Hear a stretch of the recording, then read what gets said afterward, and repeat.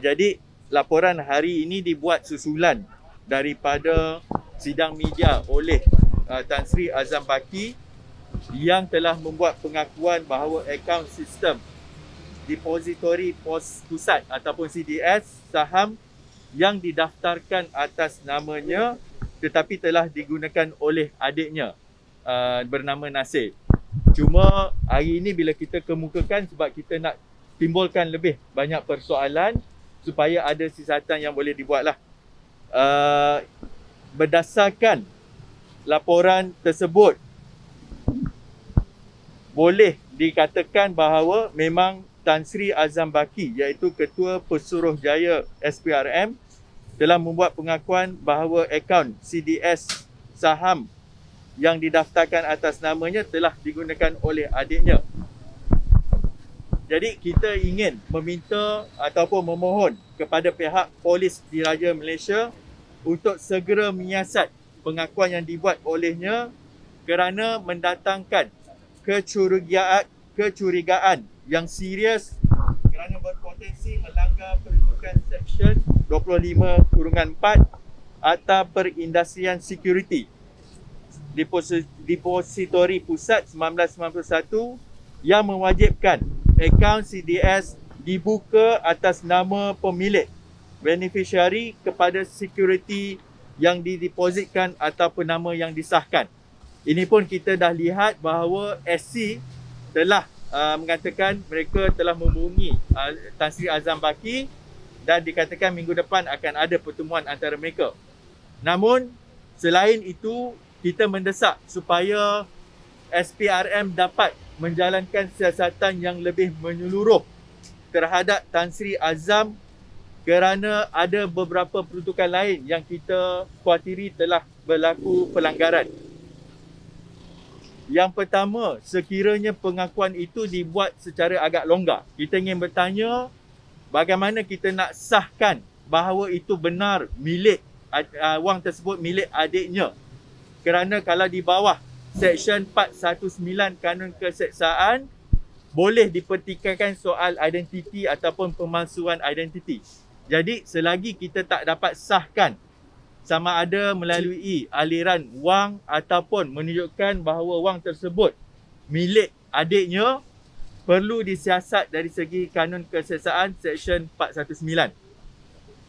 Yang kedua, apabila wujud wang dalam akaun CDS tersebut yang beliau mengaku bukan miliknya, turut menimbulkan keraguan sekiranya apabila sumber itu datang daripada pihak yang lain, sama ada wang tersebut melanggar akta dari sudut cukai.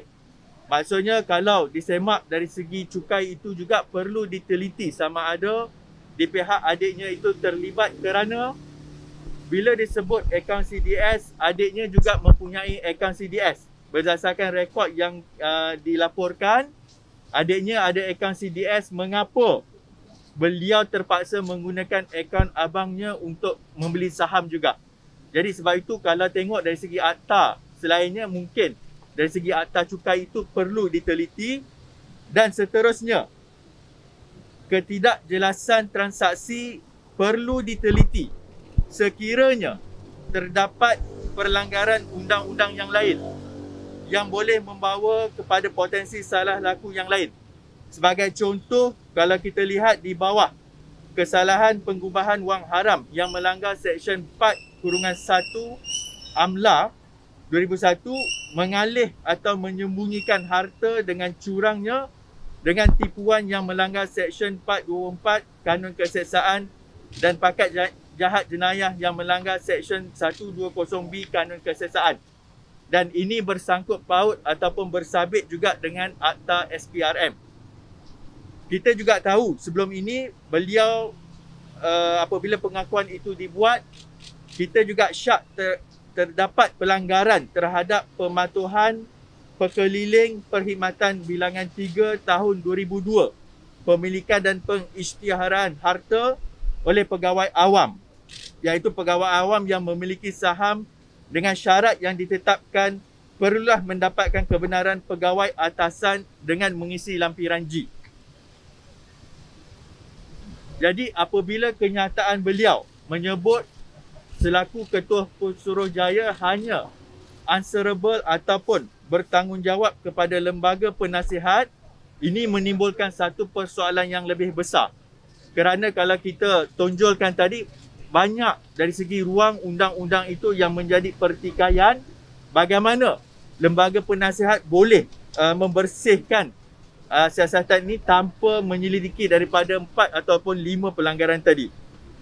Jadi dari segi siasatan yang kita ataupun laporan yang kita kemukakan pada hari ini, kami mengharapkan pihak polis untuk mengambil ataupun melakukan siasatan yang lebih menyeluruh, yang mana kalau disebut tadi ada lebih kurang 4 ataupun 5 sudut undang-undang yang boleh diteliti, dan kita harap perkara ini akan membolehkan lebih banyak ruang untuk kita mempertahankan integriti dan membersihkan kembali Suruhanjaya Pencegahan Rasuah Malaysia ataupun SPRM.